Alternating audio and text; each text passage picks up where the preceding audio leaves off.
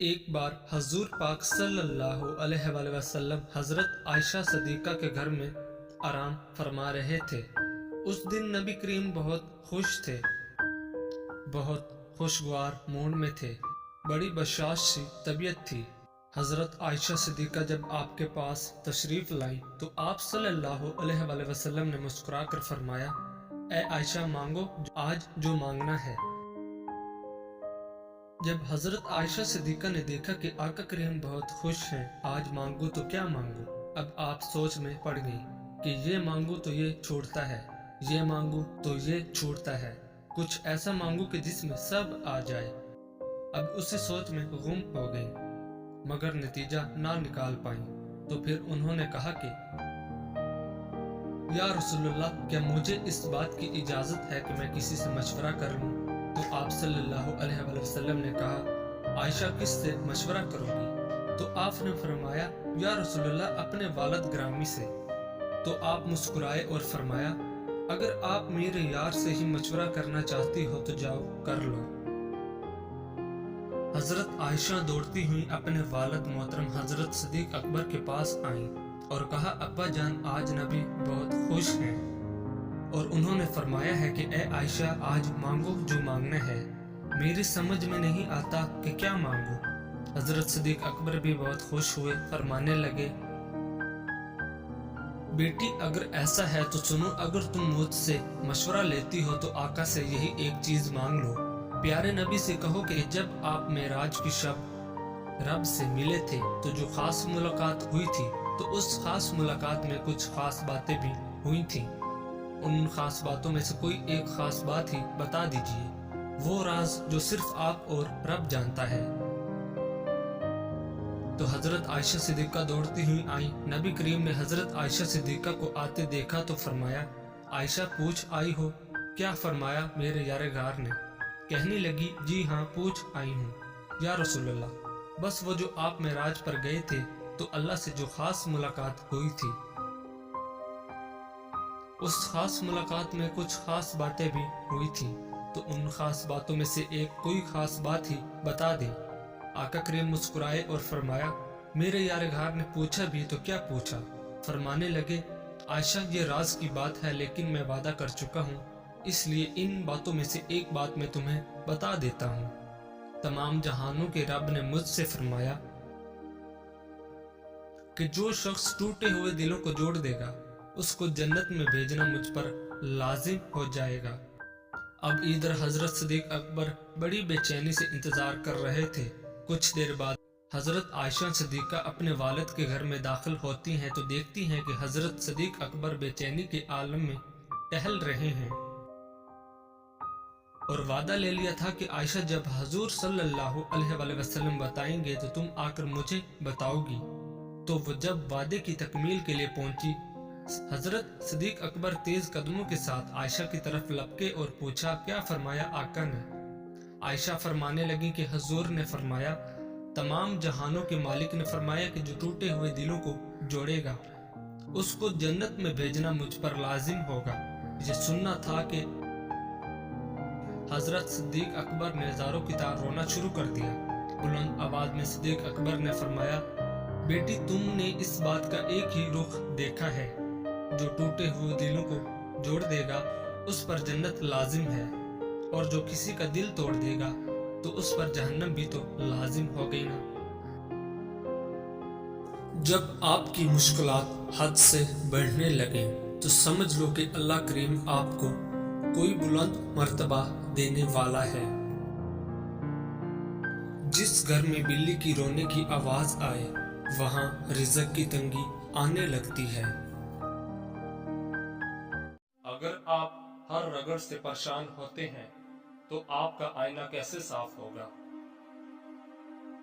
اپنے دل میں مٹھاس ڈھونڈو، پھر آپ کو ہر دل میں مٹھاس ملے گی۔ جدائی صرف ان لوگوں کے لیے ہے جو آنکھوں سے پیار کرتے ہیں، جو لوگ دل اور روح سے پیار کرتے ہیں ان کے لیے کوئی جدائی نہیں ہوتی۔ تکلیف اور درد ایک ایسا تحفہ ہے جس میں رحمت پوشیدہ ہوتی ہے، غلطیاں نئی دریافت کے دروازے ہیں۔ अपनी जिंदगी में आने वाली तब्दीलियों का मुकाबला न करें, बल्कि जिंदगी को तसलसल से चलने दें। आजाद हो जाएं इस तारीख कैद से जो कि मादी दुनिया कहलाती है।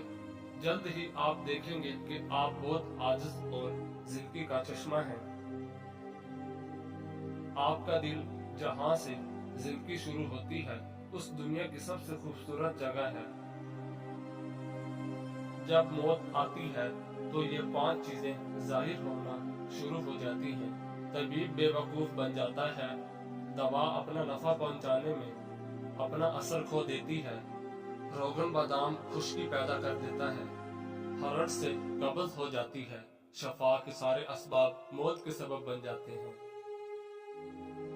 ठोकरें आपको मजबूत बनाती हैं, हर तकलीफ आपके लिए मुश्किल है। अगर आपको दिन में सिर्फ एक दुआ करने का मौका मिले तो शुक्रगुजारी की दुआ करें। फैसले नहीं, गवाही दें।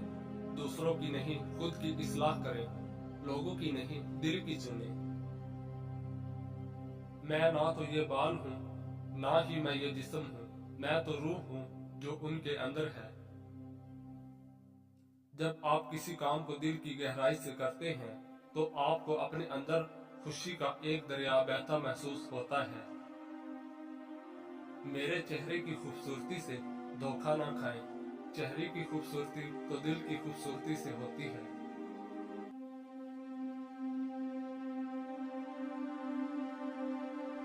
लोगों पर 3 एहसान करो।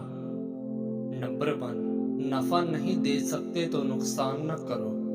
नंबर 2, खुश नहीं कर सकते तो रंजीदा न करो। नंबर 3, तारीफ नहीं कर सकते तो बुराई न करो। ख्वाहिशात के पांव चादर से बाहर निकल जाए तो फिर सुकून नसीब नहीं होता। अगर लोग तुमसे मुतासर हो रहे हैं तो तकब्बर न करो, बल्कि शुक्र अदा करो उस रब का जिसने तुम्हारे ऐब छुपाकर तुम्हें लोगों में मुअज़्ज़ज़ बना रखा है। बेहतरीन हमसफर की सबसे बड़ी खासियत यह है कि वो आपसे इख्तलाफ और नाराजगी के बावजूद भी आपका ख्याल रखना और फिक्र करना नहीं छोड़ता। लिबास कीमती हो या सस्ता, किरदार को नहीं छुपा सकता। अपने किरदार को अच्छा करो, हर लिबास में अच्छे लगोगे। रिज़्क में ऐब ना निकालो, पसंद नहीं तो मत खाओ। जो नेमतें अल्लाह पाक ने दी हैं उन पर अल्लाह का शुक्र अदा करो, क्योंकि बहुत सौ को ये भी नसीब नहीं है। बंदे का बंदा बनना मुश्किल है। ठोकर भी उन्हीं को लगती है जिनको रब ने थामना होता है। उम्मीद इंसान से कभी मत लगाएं और अल्लाह पाक से कभी मत हटाएं। दोनों सूरतें यकीन की हैं, कोई अल्लाह के लिए सब छोड़ देता है और कोई अल्लाह पे ही सब छोड़ देता है। रात को पानी में इमली भिगो दें, सुबह उस पानी से बाल धो लें। ये अमल 1 हफ्ता करें। बादाम या नारियल के तेल की मालिश करते रहें। इस अमल से बाल लंबे और घने हो जाएंगे। फजर का सजदा तमाम सजदों से ज्यादा पुरसुकून होता है। सोच अच्छी होनी चाहिए, क्योंकि नजर का इलाज मुमकिन है लेकिन नजरिए का नहीं। रिज़्क की तंगी को ख़त्म करना है तो आज से ही ये काम शुरू करो। खाना खाते हुए जो ज़रे दस्तरखान पर गिरे उनको ज़ाया मत करो, उनको उठाकर खा लो। अगर तुम्हारे कानों पर बाल आने लग जाए तो ये इस बात की इलामत है कि तुम पर रिज़्क की तंगी कभी नहीं आएगी। पानी की कीमत नहीं होती, प्यास की होती है। मौत की कीमत नहीं, सांस की होती है। दोस्त तो बहुत होते हैं दुनिया में, मगर दोस्ती की कीमत नहीं, एतबार की होती है। हज़रत बाबा फरीद गंज शकर रहमतुल्लाह अलैह फरमाते हैं, कबूतर के साथ बस एक काम करो, दौलतमंद हो जाओगे। इतनी दौलत रिज़्क मिलेगा कि घर में रखने की जगह तक ना मिलेगी। घर में बरकत आएगी, रिज़्क की तंगी का खात्मा हो जाएगा, क्योंकि ये दौलत का अमल है।